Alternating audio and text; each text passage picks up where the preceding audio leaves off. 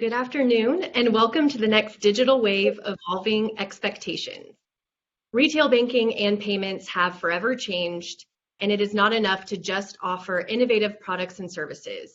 It is critical to explain to consumers how these changes will benefit them. Some even question the need for and overall relevance of banks in the 21st century.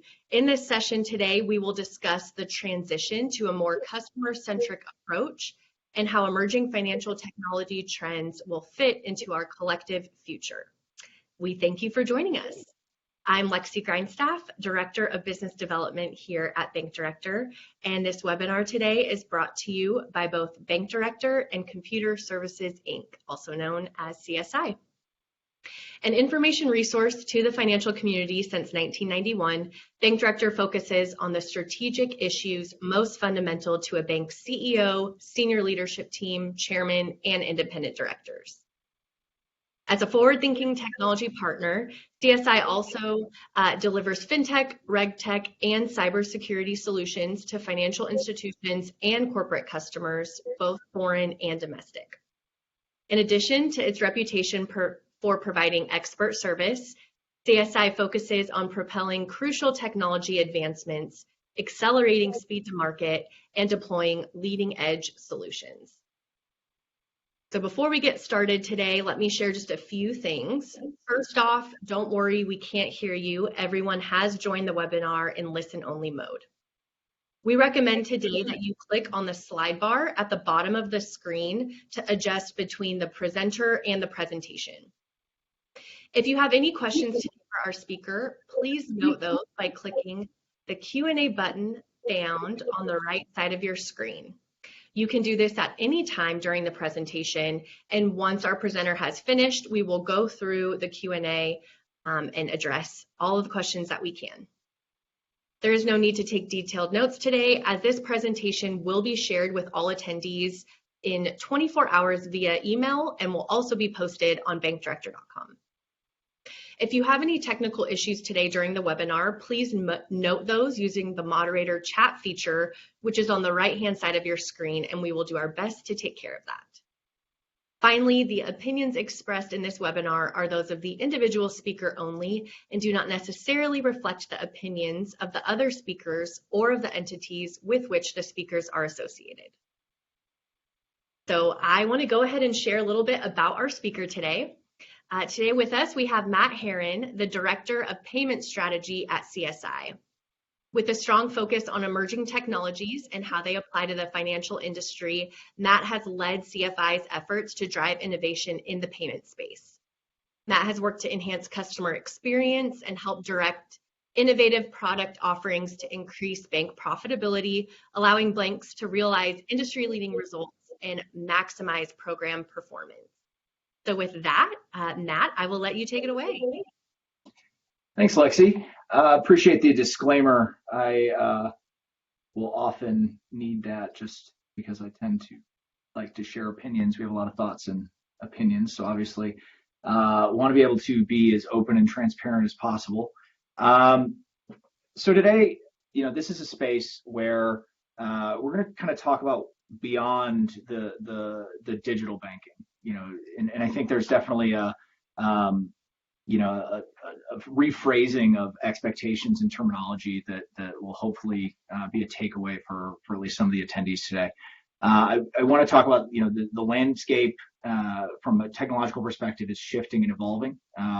Experiences are then changing, and expectations are kind of never ending in terms of it's the proverbial infinite game. And then when I say the next threat, I see threats as opportunities. I'm a perpetually optimistic person. But hopefully, we see threats as disruptive and an opportunity to differentiate ourselves. And then, really that's kind of the goal of stepping up. And so how do we take the products and services to the next level in order to meet those expectations that consumers have that will forever be unmet? So, starting off, I think this was a phenomenal piece of data. The average individual in the United States, and again, this is average. This goes down to, the teenager up to the 88-year-old individual that happens to have a cell phone for emergencies. But consumers today are picking up their phone 58 times per day in the United States. Adds up to statistically 3 hours and 15 minutes. I personally had to turn off the time tracking because I just didn't need that negativity in my life. But I was using my phone on average anywhere from 5 to 6.5 hours a day. And so, this is something that is not just a nice to have anymore. We have this sort of extension of ourselves, this electronic extension of ourselves that is just foundational to the typical consumer's everyday experience. There's actually a great study that I found that noted Gen Z is actually spending so much time just on TikTok.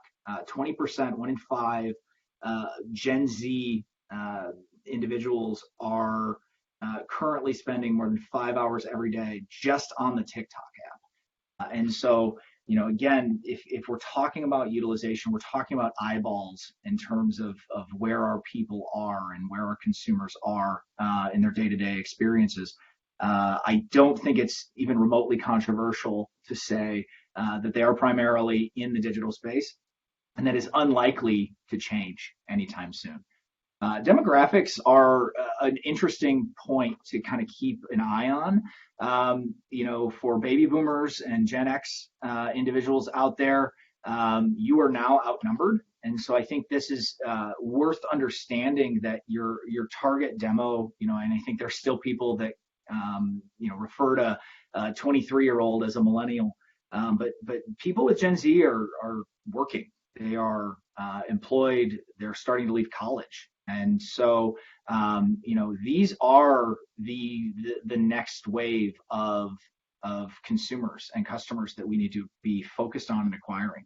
Millennials are no longer, right out of college, broke people living in, sharing a 4-bedroom apartment with a bunch of roommates. They're often, investing. They're often, in actually kind of the mid period of their life, approaching 40 if they haven't hit it already.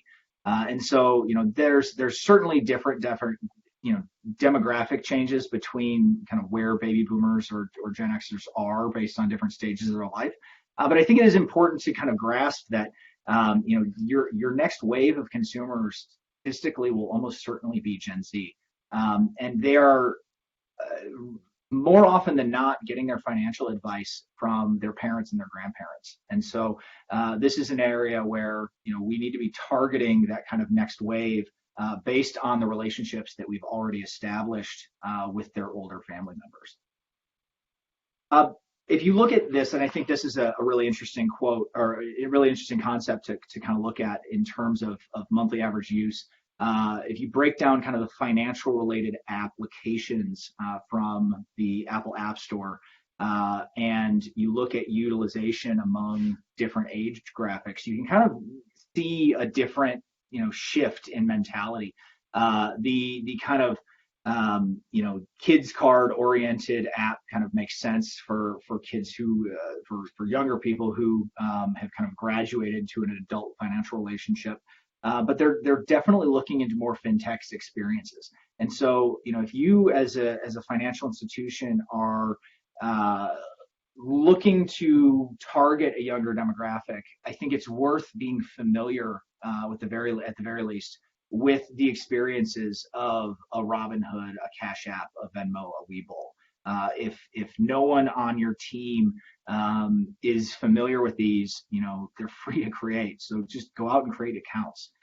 Look at these experiences, understand what their expectations are, and how their expectations are being shaped by utilizing these types of fintech relationships. Because while there's certainly drawbacks and profitability has been a question for a few of them, they are creating really good expectations, and they are definitely shaping the expectations of your consumers as they're being exposed to them. So really, I think digital banking needs stop being called digital banking. The whole point here is that this is just banking. Digital, online banking, browser-based is more than 20 years old. We're approaching, almost 15 years into the App Store era. I think it's probably closer to 13, but my point is we're well over a decade of smartphone apps, and we really need to stop thinking about digital banking being this sort of novel or unique type of concept. This is table stakes. This is something that consumers don't just expect, they just assume that it is going to be as good, if not better, of an experience than walking into a brick and mortar traditional retail, bank location. And so I think there's this sort of frame of reference that digital is sort of new still and unique, and we need to stop thinking in that way. We need to start thinking of digital as on par levels, equal footing as any other customer-facing channel or relationship, because that's really what consumers are thinking of it as. And so with these experiences, obviously predicting the future is hard. I don't think we can always say what will happen, but we can certainly note trends. I think we've all been presented with more tipping and the tipping culture problem that has sort of emerged in the last 2 or 3 years. Every time you see a certain checkout device, you sort of get nervous as you're going to be presented with a ridiculous suggested tip rate. I was in the airport and the default tip rate was, I think, 35 or 40%, and it was just like, this feels silly at this point. But so the goal is not to say the how. Predicting the future, kind of making predicted, trends around what's going to happen is not something we can always say the method, but I think we can say, that trends matter, and predicting the trend is the important part, not necessarily predicting the tool or methodology of what the future is. By and large, cash is now a novelty. Cash utilization has plummeted. It was already on the downslide over the last 15, 20 years, but really coming out of the pandemic, cash utilization is still way down significantly just in the last 3 years. Pretty much everywhere you look, we see signs that say either no cash accepted, card only, or they sort of carve out a way for people who are inclined to use cash to do it differently.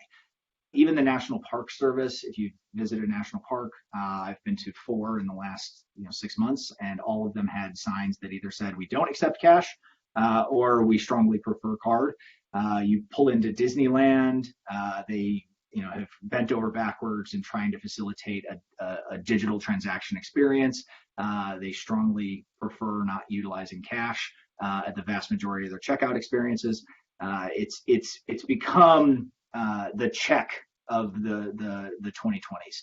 The cash users are essentially, if somebody pulls out a $50 bill, it's sort of like 20 years ago when somebody pulled out a checkbook. There's a small groan, and you just hope that the cashier knows how to make change, because it seems like the vast majority of them don't. We've also seen, again, in light of the pandemic, a need for experiences. The ability to do a e-commerce card not present type transaction at a restaurant, even 5 years ago, would have been seen as somewhat difficult from an orchestration point of view. And yet, today it's very commonplace. If you go out to eat on any sort of regularity, you've almost certainly been presented with some form of, QR code, Toast type app checkout experience that facilitates an Apple Pay digital wallet or even a card not present card-based checkout experience. Similarly, you have a lot of self-service kiosks. So, at McDonald's, you walk into pretty much any fast quick service place, and they're presenting with tablets now rather than talking to a live person. With, again, the checkout experience being kind of changed in that these machines don't really take cash in many cases. And so, digitization of transactions has been accelerated significantly just in the last 3 years. And that's not something that's likely going to change anytime soon.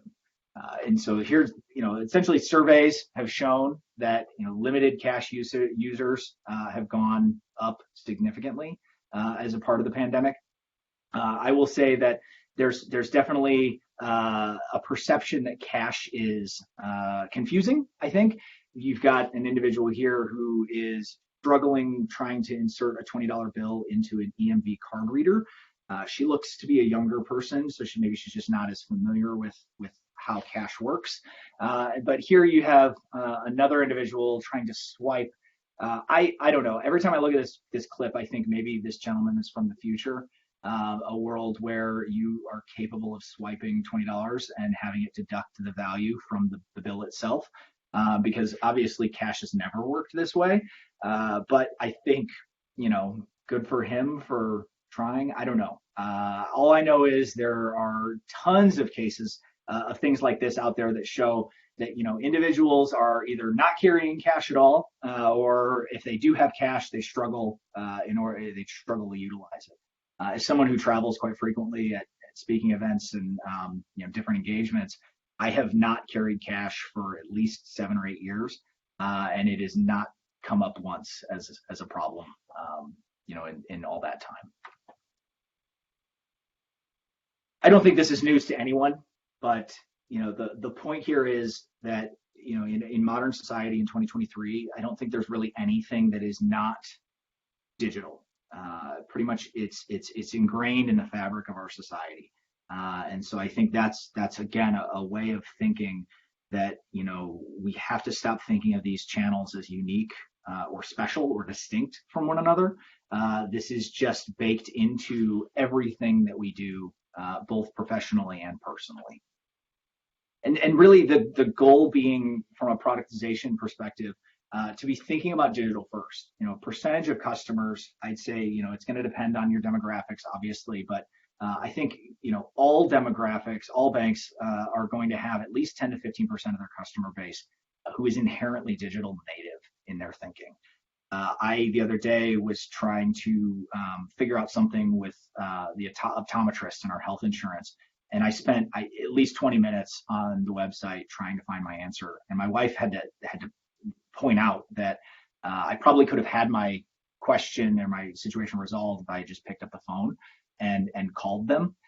And I can honestly say that didn't even occur to me. Like, the idea of picking up the phone and calling my insurance provider is just such a foreign notion that I was willing to spend more time. I was dedicating more time to solving my problem myself than trying to reach out to them directly and ask for help. And so, it sort of makes me feel silly, but at the same time, like, that is modern expectations. It's self-service, everything. But really thinking about from a productization perspective, I don't think it's even remotely controversial to predict a world, maybe a decade from now, where the majority of your customers are bringing their own payment device. And so plastic cards still exist. They're going to exist forever. Checks, at least for the next decade to 2 decades. Checks still exist, I think, is the good example and way of thinking of that. But I think increasingly physical plastics or dedicated payment capable devices, outside of the smartphone, are going to be seen more as a novelty or as a backup kind of thing for an emergency. And so positioning your product types and your strategies to cater to customers who are digital native. So making sure that your customer service channels are exposed within the digital banking channel. Everything that they can do, or as many things as possible that they can do in the digital space or in the physical space, need to be able to be done in the digital space as well. And so giving customers immediate access, instant issue type capabilities, all of these things need to be thought of from a digital perspective. And there may be a point at which you're offering an account type that if you want a physical plastic, you're going to need to meet some minimum criteria, do 5-10 transactions a month, or it's going to be subject to a monthly fee. I don't think it's too much of a stretch to see a world 5-10 years from now where that is a significant portion of your customer base. Really, part of this, though, needs to be customer effort. And so the goal is to solve problems, minimizing customer friction, lowering your customer effort score. If you're not familiar with this campus, this is actually Ohio State's university's quad. And back in the 60s, when they were really thinking about how to design this, someone had the bright idea of waiting before laying down the paths and thinking of where we thought, we as administrators thought students should be walking, and just let them walk across the field. Let the market essentially tell us where we should be putting down our paths. And so if you've ever been to this campus, it looks very weird because there's this crisscrossing mesh of trails. But all of this was decided on the student feedback of utilizing the field itself. And so I think this is a great example of using the data that you have coming in the door. If your customers are constantly calling you, or you have an after-hours service that's picking up the phone, and you don't have solutions for those things that are 7x24, 365, it's time to start scoping, how do I get to that point? How do I get to a point where customers can do this themselves on our website, within our mobile banking app? And that's something that it's been great for us. We have after hours services, and they were noting for years. This started 15 years ago when I joined the organization, that we started making checkboxes, the things that customers were asking for. And so even unrelated teams can share data and provide value and really give you a roadmap of products and services that you need to expose within digital banking. So things like pin change, 7x24. And so if your customers are constantly in a situation where they need help certain times of day, that's important to be able to offer. And so that can kind of drive your backlog and your kind of your product roadmap by taking the feedback that your customers are giving you through their actions. And so, really our goal is, and what we've been successful with at least has been empowering customers through 7x24, 365 capabilities. Probably the most thing that we don't see enough in the market has been limit suspension. Banks have been clamping down from a fraud point of view. They're concerned about, chargebacks and the operating costs associated with that. And so we've seen banks getting, more aggressive with fraud controls and limits. And giving customers the ability through a trusted channel, an authenticated channel in digital banking, giving them the ability to suspend that limit has been something that I think is, again, a huge monetization strategy. Because, again, friction costs money. Every time you erect barriers to your customers doing the things they want to do when they want to do them, and conceptually they definitely understand that there are fraud controls, but at the same time, they need a way, because in their minds it's personal. I'm not perpetrating fraud, and so when I get caught up in some sort of limit or fraud control, that becomes very frustrating for me as an individual, because again, most people get stuck in their own perspective. They don't think about the broader ecosystem. And so, all they know is what they're doing isn't fraud, and they need a way to get what they want when they want it. And so that's really the goal with self-service channels. It's really about creating operational efficiencies, not needing to pick up the phone and have that 3-minute conversation, even though it's a problem that's relatively simple to solve. Don't make your customers pick up the phone. Good customer service starts at good product design. I'm a product person, so I'll own that bias, but I think that's a good way of thinking about it. If you can prevent the problem from happening in the first place, you're never going to have to try to wow them and bring them back up to where they were before, before they had that issue. You've got fintechs that are also out there creating new novel experiences. I have challenged a lot of banks that I've talked to in recent years to look at processes that they have in place, look at the card carriers that you're delivering on a day-to-day basis. When was the last time you updated the language? When was the last time you updated the look and feel? A lot has happened technologically just in the last 3 to 5 years. And so if that's 10 years old, you're probably 3 generations behind in terms of your marketing capabilities. And so seeing what's out in the marketplace, looking at what some of these fintechs are doing, and asking yourself, why can't we do that? And so that's really been where, I think we've seen opportunities. We have a number of banks, great data in terms of driving digital adoption up by using things like digital card activation. There's no reason to use an 800 number to activate a card. It's an easy process, but it doesn't really check any boxes from a strategic point of view. And so we've seen a ton of banks lift their digital engagement through the use of these kind of cross-channel integrations. So rather than say, to call 800 blah blah blah to activate your card, the sticker can absolutely say to activate your card, download our mobile app or visit us at www.bank.com. And that will give that customer motivation to go out and do the strategic things that you ultimately want them to do as a customer, and that's engage with your online banking, download your mobile app. Because those are incredibly sticky relationships. That channel is incredibly sticky, and ultimately we want customers engaging with it as much as possible for long-term relationship, but also future cross-sale opportunities. And so giving those customers a reason to do something that you strategically want them to do will end up resulting in better outcomes. And so that's where I think rethinking and getting creative is something that I would challenge every bank with. Asking yourself, why are we doing it a certain way, and is there a better way that will ultimately result in better outcomes for everyone? And fintechs are often seen as a threat or opportunity, but I think there is it's worth paying attention to the value of your bank charter, the value of your transactional capabilities, your issuance capabilities. I'm a payments person, so I think primarily in the payments as a service space. But the goal is really twofold.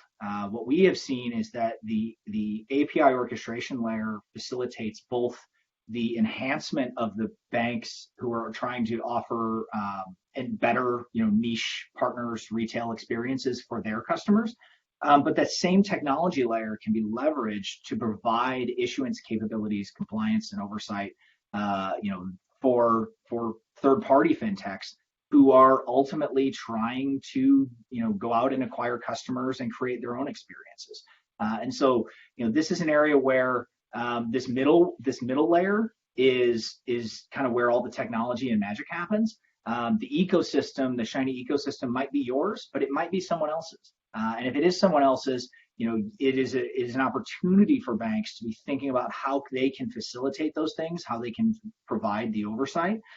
Regulators are making it very clear that banks that are operating in the BaaS space need to be providing adequate oversight. And I think that's potentially scaring a few banks away.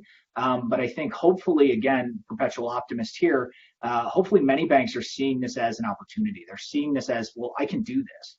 Because what this is saying is that the handful of banks that have gotten really good at it are not able to scale anymore. They're being told by regulators that they either need to divest some of that business or they're not able to onboard any new clients, which to me says, hey, there's opportunity for other banks to get into the space and participate in order to meet those needs. And so this is where, banks need to be honest about their own capabilities, but at the same time, not be afraid to challenge yourself with upping your game and moving into a new space, because this is a significant revenue opportunity. And you very likely might even already have commercial and business clients who have banking as a service needs. And so as embedded finance becomes woven more into the fabric of our society, there's going to be more and more businesses who are going to need banking services, and your bank charter becomes increasingly valuable. It's a valuable asset as a regulated entity.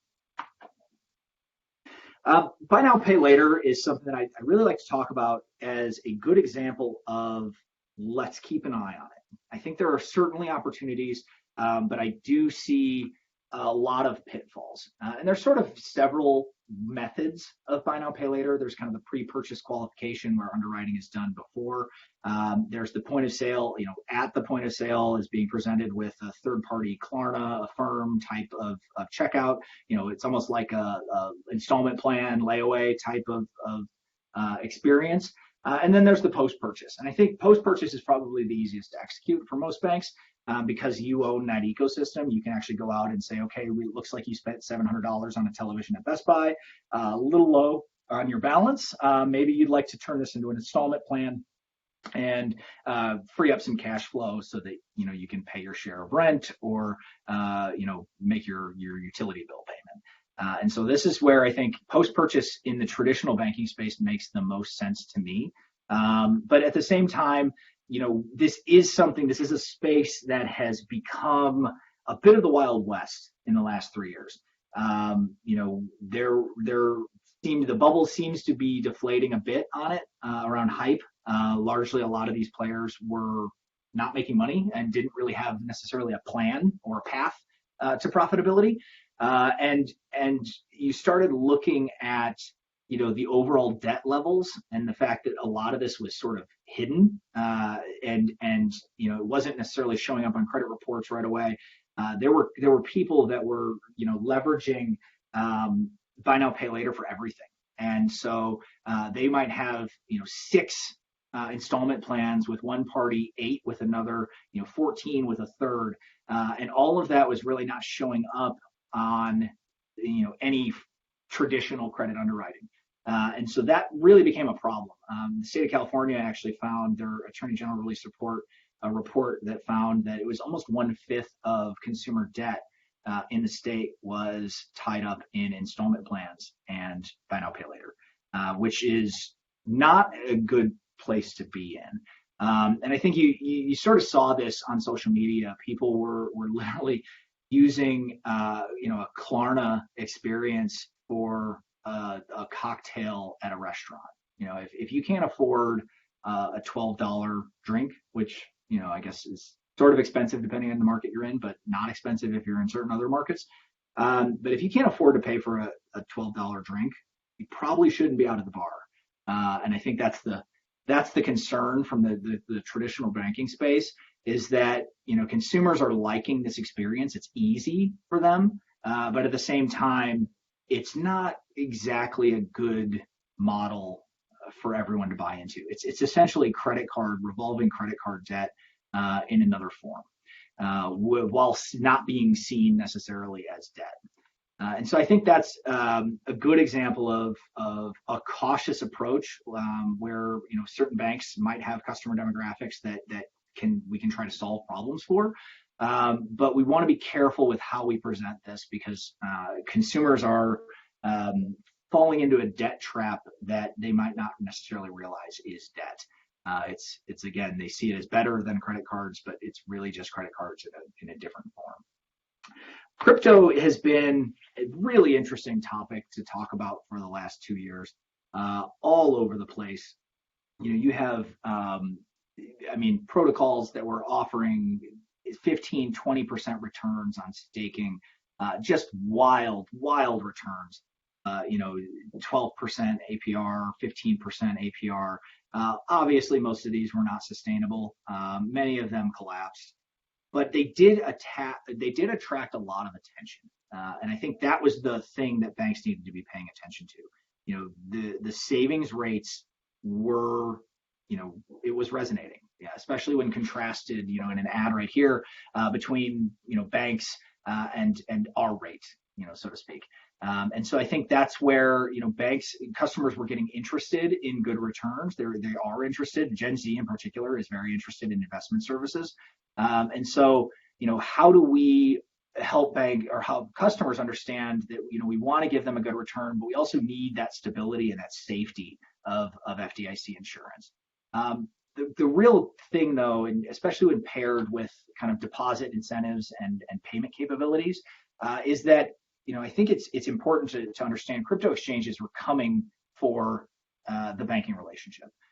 They are looking for a wedge, and oftentimes that was either high yield or crypto assets and the ability to acquire various cryptos on their platform as a foot in the door to then obtain the broader financial relationship.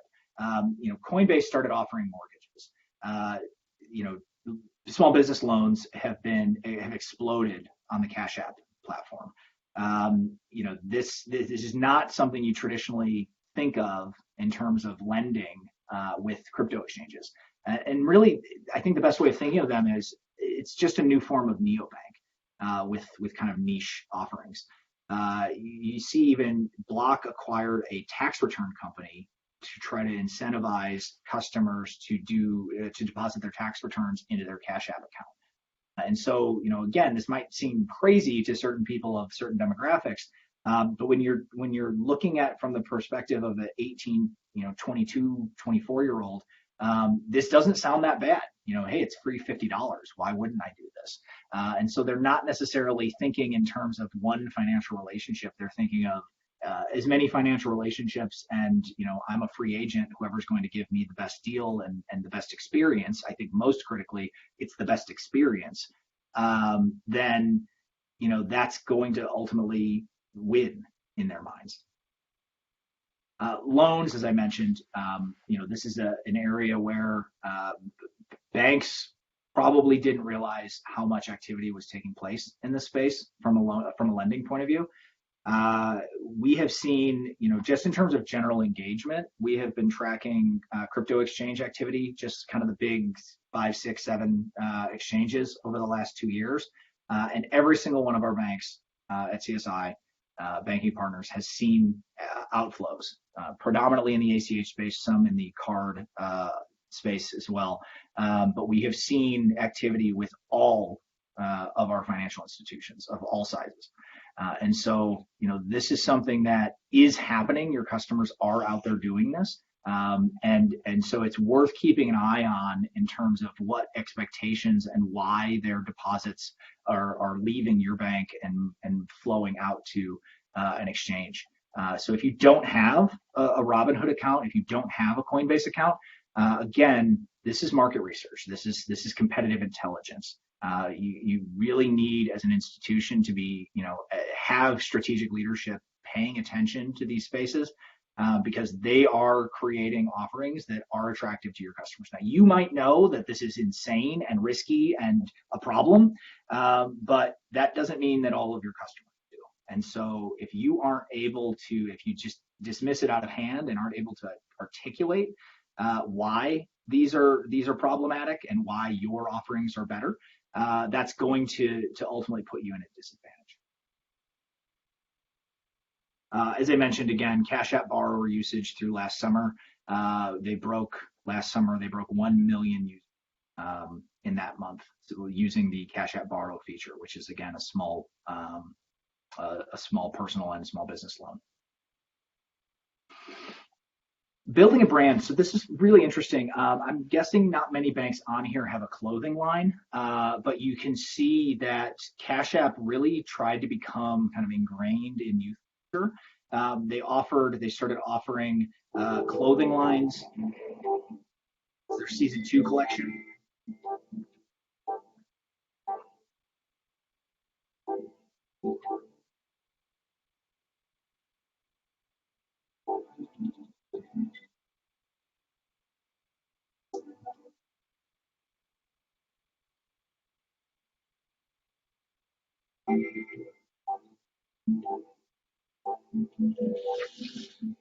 I mean, neat. I don't know what else to say to that. I don't quite know what high fashion has to do with financial services. But again, I commend them for being creative and trying something different. And it is a way. These actually did become relatively popular. They sold out of many of their pieces. And the secondary market on Poshmark was actually selling some of these for above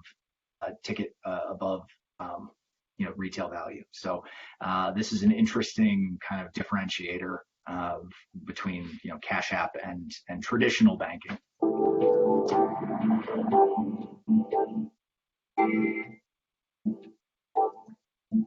So I don't know why the audio is. Here we go. So these are just some other pieces that Shop Now, their apparel line. Again, just full featured apparel. It looks very like a Shopify store, but this is coming from a obviously a fintech that is trying to get into traditional financial services. I'm going to walk all of that back and kind of recognize that I definitely think, buy now, pay later, maybe less so, crypto for sure, that Sturgeon's law applies. For those of you that don't know, Theodore Sturgeon coined the term in 1957, which I thought was incredibly progressive for 1957. 90% of everything is crap. I think it absolutely is true. The goal being for your teams to really think, okay, I understand that 90% of crypto is crap. I understand that 90% of buy now, pay later is unsustainable. That being said, what value can we extract from this trend? What should we be paying attention to? What can motivate us to do better? Because I think even in situations where things are objectively not going to be sustainable, there's still takeaways, there's still value, there's still things to be learned. And so I think it's worth keeping an eye on these spaces because ultimately the 10% that is not crap will probably be game changing and will probably impact you long term. CBDCs. So I will just state, God forbid, a CBDC happens, but I feel like it's sort of moving towards an inevitability. I think it's a coin flip as to whether or not the United States offers one. At this point, there's definitely some private entities that are trying to facilitate this and avoid the need for a Fed-issued digital, dollar type, digital cash type solution. But the goal from private banks' point of view is to have a seat at the table because there are participants, there are advocates within the Fed, but prominently I'd say within Congress that are thinking that private banking is less necessary than it once was, and there's no reason why digital cash can't be directly issued to consumers with a Fed account being serviced by, the post office as a brick and mortar, for example. The beta for that, by the way, went terribly. Not surprising, I think, to most people on the call.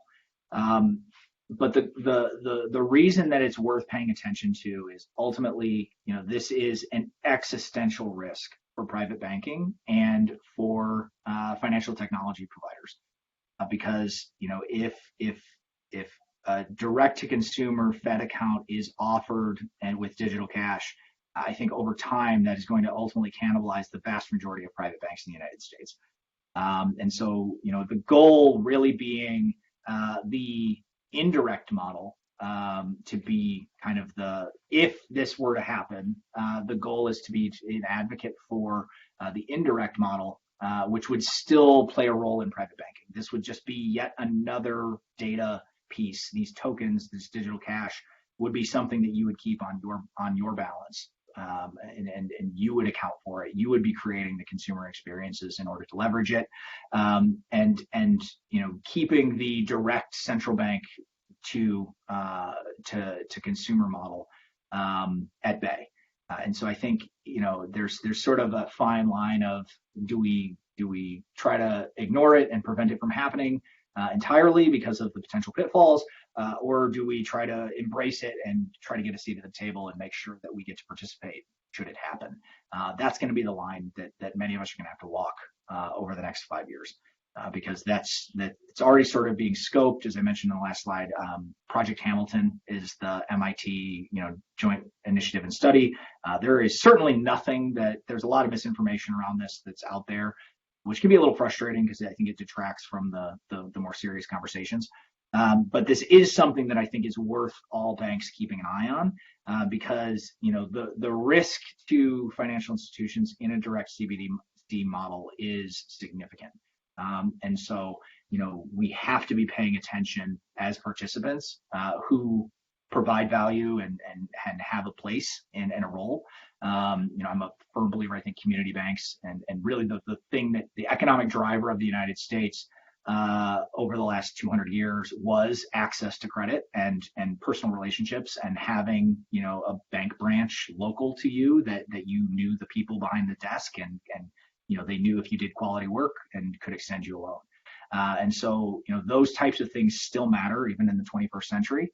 And I think that's really where, we have advocacy to do to make sure that that's well understood in order to make sure, any technological changes don't run the risk of getting rid of something that provides a great deal of value to the United States economy. So automation is what I want to close on. AI is increasing the productivity of knowledge users. As someone who's used deep learning models from a fraud perspective for more than 10 years, I think I'm probably more comfortable than most with the idea and sort of the uncertainty that AI creates. But the tool is really not around full automation and replacement of human talent. The tool, and many of you have probably heard this adage, human beings aren't going to be replaced by AI. They're going to be replaced, human workers are going to be replaced by a human worker who's leveraging AI. And so, I have used the term enhanced intelligence for a long time. We need true analysts, people, subject matter experts who are well versed in that space. They're just leveraging enhanced intelligence through productivity tools that allow for more rapid, information to be presented. Generative AI models, a human being might take 5 hours at $30 an hour to generate a digital image. Generative AI can do it in less than a minute, and the cost is 8 cents today. And so this is really around getting more done faster than it is anything else. It still requires subject matter experts. It still requires oversight and participants to be involved in the space. It's just allowing people to do more. If you haven't used ChatGPT, there's definitely a strong indication that you need to as an individual. It is the fastest growing product in the history of mankind. We went from 0 to 1 million users of ChatGPT in just 5 days. Contrast that with Instagram, which took 75 days, Spotify, which took 150 days. This is an incredibly popular platform. There were 847 million unique users just in April of 2023, with over 8 billion devices globally leveraging AI. And so this is a internet 1995. Remember those AOL discs that everyone just thought was, this is a fad. I don't know what these are, whatever. This is internet 1995, iPhone launch 2007 type of a moment that is going to be changing and is going to impact you. Obviously both good and bad. If you have kids in high school, I can almost guarantee that they have tried to use ChatGPT to do their homework. I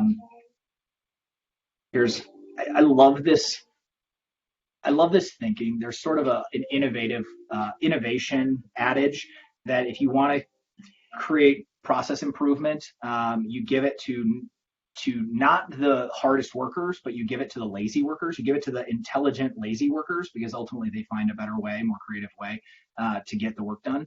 Leveraging a 3D printer with ChatGPT to create handwritten homework that's something that only could have come out of the mind of a 15-year-old. Artificial intelligence replace the role of visual effects artists? It already has. Not real. Kurt Skeleton is a fake character I made using multiple AI-powered programs, and here's how I did it. His face was created using the first release of DALL-E. I played around using different prompts until I created the perfect look. I didn't want to make him look hot because I wanted people to follow him for his jokes and visual effects. So it hurt me to do it, but I had to make him look really funny looking and ugly. I rendered out hundreds of these photos and fed them into an AI-powered program called Convert Skeleton to generate a full 3D model based off these pictures, which is where I got the idea for his name. Honestly surprised no one caught that. Now all I have to do is record my video, send that clip to deepmotion.com, which uses AI to motion capture my movements, then apply that animation to the Kurt Skeleton model. For the facial expressions, I use Deepfake Lab, again using those images from the DALL-E renders. His voice is the only part that isn't AI. Since the program that I want for his feature costs too much, I just deepen my voice like this and put a ton of effects and modulation to make it sound like Kurt Skeleton. Obviously the implications of fraud are big. You see music. Wendy's is already in beta test of using generative AI voice recognition in their drive-thrus in order to take orders. People won't even realize that they're talking to a bot. I think is the main goal. You've got even whole fabricated, training models based on, voices of popular artists, and then writing new song lyrics and applying and creating content based on musicians who may have been dead for the last 40 years. And so you've got, these are songs that don't exist, but ultimately being created, in minutes.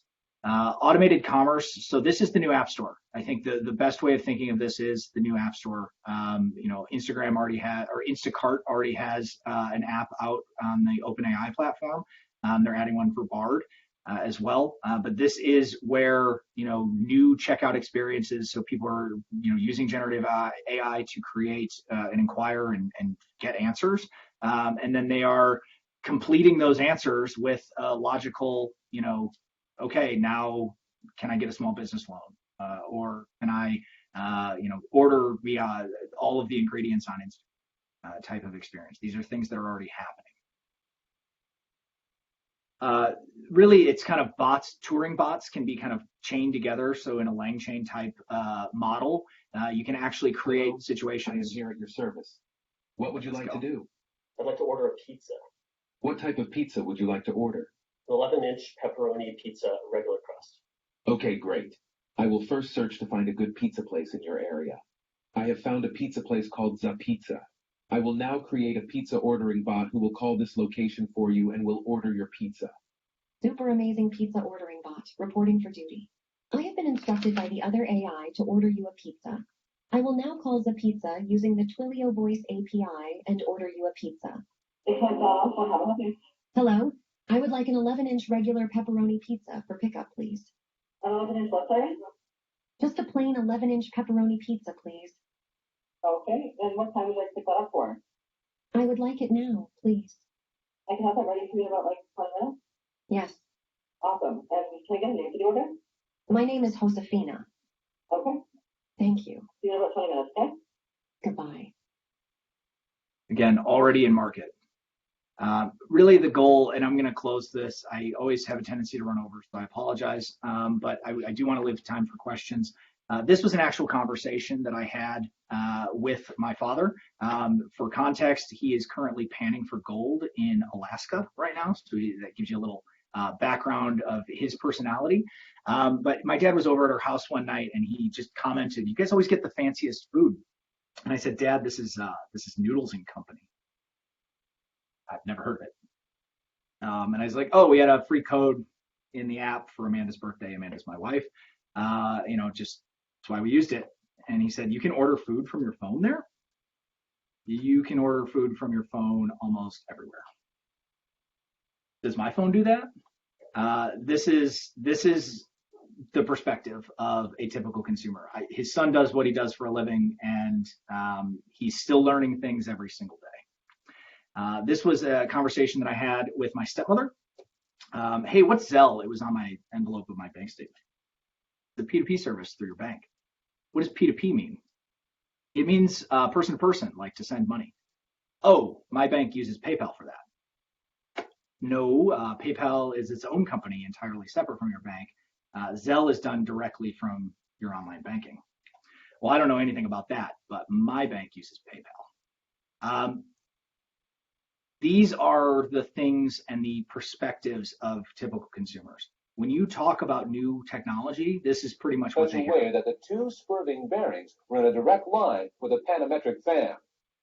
The lineup consisted simply of 6 hydrocoptic Marsal vanes, so fitted to the ambifacient lunar wane shaft that side fumbling was effectively prevented. Thank goodness side fumbling is prevented. It's another language for a lot of people. So understand that you are the experts. If you aren't an expert, it's not about becoming the most knowledgeable person on every subject, but you do need to know more about these things than your consumer, because they are looking to their banks to provide guidance and insight into all of the things that they're kind of being bombarded with every single day. And so encourage your staff to take the time to learn and research and be familiar with these emerging channels. Because ultimately that's what your consumers are expecting and really what they need. So with that, I'm going to bring in questions. I think we're going to follow on this quote or end on this quote. And then I think we have about 5 minutes left for a few questions. Awesome. Thank you, Matt. Really engaging presentation.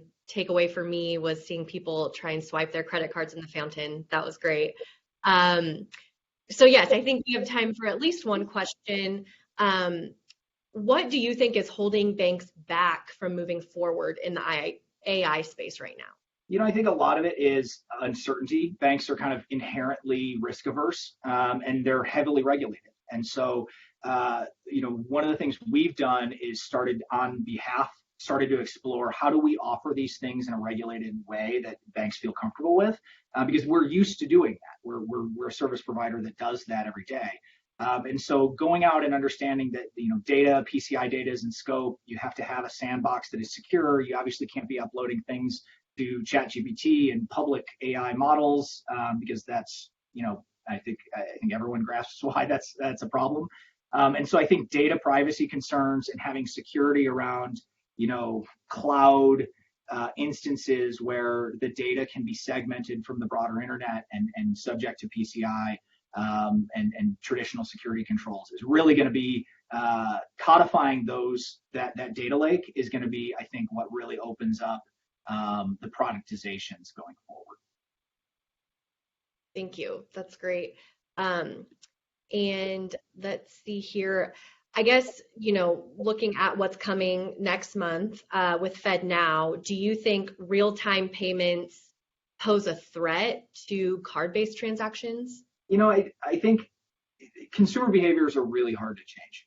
I think over time it could in certain channels, but I think the use cases for real-time payments and FedNow are really predominantly going to be commercial, at least in the near future.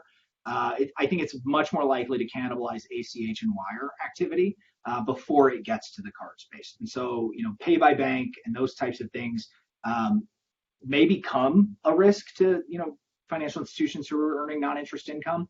And you obviously don't want to disintermediate your customers. So it's certainly an offering that's going to be relevant. But at the same time, I think card-based are one of the stickier, you know, habit-forming relationships. We see this with digital wallets, how hard and long it's been for customers who have had Apple Pay for, you know, 8 years. They're still pulling their card out in a lot of instances. And so, you know, I think we're at least a decade away from that being material volume in the kind of traditional consumer payments space. Great. Okay. Well, that hopefully eases some concerns, but very timely presentation, Matt. Thank you again for just sharing all your insights. Obviously, his contact information is here if you want to reach out and learn more. As a reminder, you will receive this recorded version of the webinar within 24 hours, and you can also find it on bankdirector.com. So on behalf of Matt and the team here, I want to thank you for joining us, and I hope everybody has a great rest of your day. Thank you.